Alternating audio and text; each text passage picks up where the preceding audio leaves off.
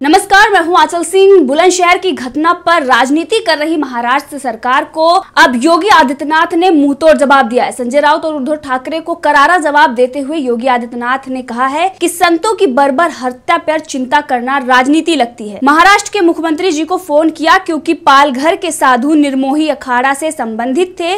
सोचिए राजनीति कौन कर रहा है। और वहीं योगी आदित्यनाथ ने साथ में ये भी कहा कि उत्तर प्रदेश में योगी आदित्यनाथ के नेतृत्व में कानून का राज है। यहाँ कानून तोड़ने वालों से सख्ती से निपटा जाता है। बुलंदशहर की घटना में त्वरित कार्रवाई हुई और चंद घंटों के भीतर ही आरोपी को गिरफ्तार कर लिया गया है।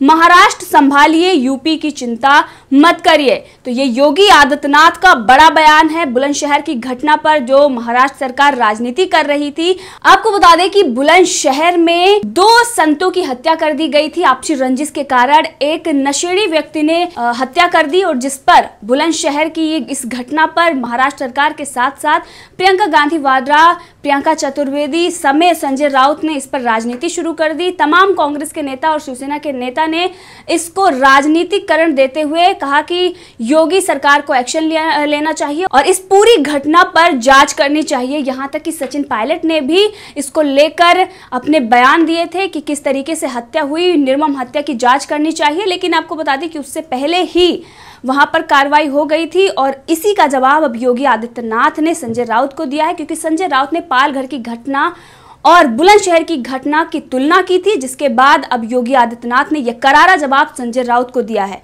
और उनका कहना है कि पालघर में हुई संतों की विभत्स हत्या पर चिंता व्यक्त करने को राजनीति कहने वाली आपकी वैचारिक कुदृष्टि को क्या कहा जाए। कुसंस्कारों में रक्त स्नान करती आपकी टिप्पणी आपके बदले हुए राजनीतिक संस्कारों के परिचायक है। निसंदेह यही तुष्टीकरण का प्रवेश द्वार है। तो जिस तरीके से योगी आदित्यनाथ ने ये बयान दिया, इससे ये साफ पता चलता है कि योगी आदित्यनाथ क्या कहना चाह रहे हैं। बदले हुए राजनीतिक संस्कारों के परिचायक है, यानी कि महाराष्ट्र में जो गठबंधन की सरकार है वो कांग्रेस, एनसीपी और शिवसेना की है। तो जिस तरीके से शिवसेना अपने आप को हिंदुत्व की पार्टी कहती आई है, हिंदू सम्राट कहते आए हैं, और आज जब उनकी ही महाराष्ट्र में सरकार है और दो संतों की मॉब लिंचिंग हो जाती है, निर्मम हत्या कर दी जाती है और उसको दबाने की कोशिश चल रही है, और उसके बजाय ये और जगह के और प्रदेशों की घटनाओं को उससे तौल रहे हैं और साथ में उस पर राजनीति कर रहे हैं, ना कि जिन लोगों ने हत्या की है उन पर एक्शन लेने के बजाय। जिसके बाद अब योगी आदित्यनाथ ने ये कहा है कि ये राजनीतिक संस्कारों के परिचायक हैं, यानी कि कांग्रेस भी पहले ऐसी राजनीति करती आई है और अब शिवसेना उसके साथ मिलकर ऐसी राजनीति महाराष्ट्र में कर रही है। इसी पर योगी आदित्यनाथ ने निशाना साधा है। और वहीं आपको बता दें कि उन्होंने कहा निसंदेह ये तुष्टीकरण का प्रवेश द्वार है। इससे भी ये साफ पता चलता है कि जिस तरीके से कांग्रेस तुष्टीकरण की राजनीति करती आई है, अब शिवसेना भी वही राजनीति महाराष्ट्र में कर रही है, क्योंकि आपको पता होगा कि लॉकडाउन का पालन नहीं करवा पा रही है महाराष्ट्र सरकार। आपने देखा होगा कि महाराष्ट्र पुलिस लॉकडाउन का पालन कराने में नाकाम है और महाराष्ट्र सरकार किस तरीके से कोरोना वायरस से लड़ने में नाकाम हो गई है। सबसे ज्यादा मामले महाराष्ट्र में हैं और उसके बावजूद भी एक पत्रकार सिर्फ और सिर्फ पालघर की घटना पर एक सवाल पूछ लेता है, उससे 12 घंटे से ज्यादा पूछताछ करती है उनकी पुलिस और वहीं पर उसी पुलिस को धमकी दी जाती है। आपने देखा होगा कि एक वीडियो वायरल हो रही है और उसमें किस तरीके से वैसी के ही पार्टी के नेता हैं जो पुलिस पर धमकी दे रहे हैं और मस्जिद को बंद ना करने की बात कर रहे हैं, जबकि पूरे देश में लॉकडाउन है और सब इसका पालन कर रहे हैं, बजाय उनके जो देश का भला नहीं चाहते हैं। और वहीं पर महाराष्ट्र सरकार किस तरीके से राजनीति कर रही है, महाराष्ट्र उससे संभल नहीं रहा। और वहीं उत्तर प्रदेश की बात कर रही है, जिस सरकार की पूरे देश में चर्चा हो रही है, वहां पर जिस तरीके से कानून व्यवस्था है, उन सबको देखते हुए पूरे देश में योगी आदित्यनाथ और उनकी सरकार की चर्चा हो रही है। वही महाराष्ट्र सरकार जो हर तरीके से विफल है, वो आज योगी सरकार पर सवाल खड़ी कर रही थी, लेकिन उसे जवाब मिल गया है और ये मुंहतोड़ जवाब योगी आदित्यनाथ ने संजय राउत और उद्धव ठाकरे को दे दिया है। और वहीं आपको पता होगा कि पालघर में किस तरीके से 2 संतों की निर्मम हत्या की गई थी, मॉब लिंचिंग हुई थी, सैकड़ों लोगों ने उनको पीट पीट कर मार डाला और वहां पर पुलिस प्रशासन थी, लेकिन उस पर महाराष्ट्र सरकार ने अभी तक उन पर कोई कार्रवाई नहीं की है, जबकि मामला दबाने की कोशिश कोशिश की जा रही है पूरी तरीके से। और वहीं पर बुलंदशहर में आपसी रंजिश में जब ये घटना घटती है तो उस पर योगी आदित्यनाथ पर सवाल खड़े कर देते हैं प्रियंका चतुर्वेदी और तमाम ऐसे कांग्रेस और शिवसेना के नेता जो दोनों घटना को उसकी तुलना करते हैं। लेकिन उनको ये समझना चाहिए कि पालघर और बुलंदशहर की घटना एक ही तराजू में आप नहीं तौल सकते, क्योंकि पालघर में साधुओं को भीड़ ने हैवानियत से पीट पीट कर मार डाला और जो बुलंदशहर की घटना है वो व्यक्तिगत रंजिश की घटना है।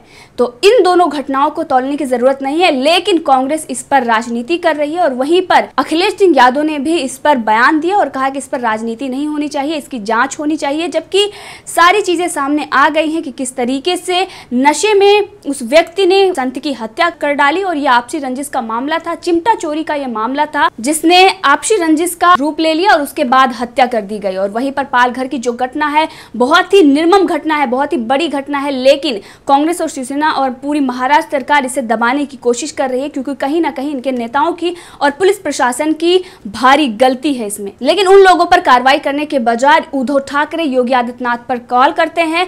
एक ऐसी खबर जो व्यक्तिगत रंजिश के तहत अंजाम दी गई, उस खबर को लेकर इस तरीके से एक मुख्यमंत्री दूसरे मुख्यमंत्री से कॉल पर बात करता है, क्योंकि उनके अगर राज्य में घटना हुई थी तो योगी आदित्यनाथ ने फोन पर बात की थी। लेकिन क्यों की थी ये भी योगी आदित्यनाथ ने साफ कर दिया कि वो निर्मोही अखाड़ा के थे, इसलिए उनके राज्य के होने के नाते उन्होंने कॉल किया था। लेकिन यहाँ पर शिवसेना राजनीति कर रही थी। संजय राउत ने भी इस पर बयान दिया था और पूरी तरीके से राजनीतिकरण करते हुए कहा था कि बुलंदशहर के मंदिर में 2 साधु संतों की हत्या मामले में मुख्यमंत्री उद्धव ठाकरे ने योगी आदित्यनाथ से फोन पर चर्चा की। उन्होंने साधुओं की हत्या को लेकर चिंता व्यक्त की है। ऐसी अमानवीय घटना घटती है तब राजनीति ना करके हमें एक साथ काम करते हुए अपराधियों को दंडित करवाना चाहिए।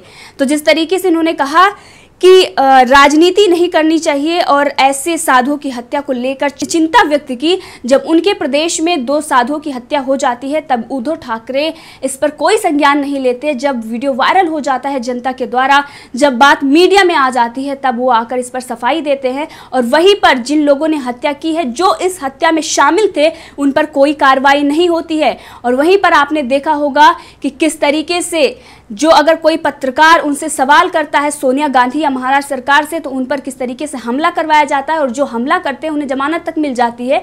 और वही पत्रकार से घंटों 12 घंटे से ज्यादा पूछताछ चलती है और उन्हीं की पुलिस किस तरीके से नाकाम है बाकी और चीजों को लेकर, चाहे वो लॉकडाउन हो या फिर कोरोना वायरस से लड़ने के लिए, या फिर सैकड़ों भीड़ इकट्ठा हो जाती है बांद्रा में, वहां पर भी उनकी पुलिस नाकाम रहती है। और जब पूरे देश में लॉकडाउन है, पूरे प्रदेश में लॉकडाउन है, उस समय भी सैकड़ों हजारों लोग इकट्ठा होके 2 संतों की और एक ड्राइवर की हत्या कर देते हैं। वहां पर महाराष्ट्र सरकार पूरी तरीके से नाकाम रहती है। लेकिन दूसरे राज्य में जब एक घटना घट जाती है आपसी रंजिश के तहत, तो उस पर किस तरीके से राजनीति करते हैं। और संजय राउत इसको लेकर कहते हैं कि भयानक बुलंदशहर यूपी के एक मंदिर में 2 साधुओं की हत्या, लेकिन मैं सभी से अपील करता हूं कि वो उसे सांप्रदायिक ना बनाए, जिस तरीके से कुछ लोगों ने पालघर मामले में करने की कोशिश की है।